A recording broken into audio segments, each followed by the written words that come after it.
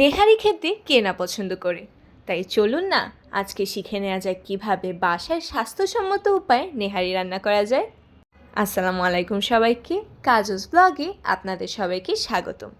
নেহারি রান্না করার জন্য আমরা মূলত গরুর পায়ের অংশ নিয়েছি। পেঁয়াজ কুচি, রসুন কুচি, কাঁচামরিচ, এলাচ, তেজপাতা, লবঙ্গ, দারচিনি, গোলমরিচ, শুকনো মরিচ গুঁড়া, জিরা গুঁড়া, ধনিয়া গুঁড়া, আদা বাটা, রসুন বাটা দিয়ে ভালো মতো মিশিয়ে পরিমাণ মতো পানি দিয়ে জ্বালিয়ে নিচ্ছি। অপর একটি পাত্রে পরিমাণ মতো সয়াবিন তেল দিয়ে পেঁয়াজ কুচি, রসুন কুচি এবং শুকনো মরিচ দিয়ে ভালো মতো ভাজা ভাজা করে নিচ্ছি। তার সাথে দিয়ে দিচ্ছি জিরা। এবার সম্পূর্ণ মিশ্রণটিকে নেহারিতে দিয়ে দিতে হবে।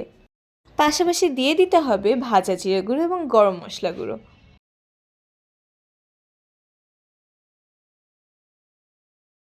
চালের রুটি দিয়ে নেহারি খাওয়ার মজাই কিন্তু আলাদা।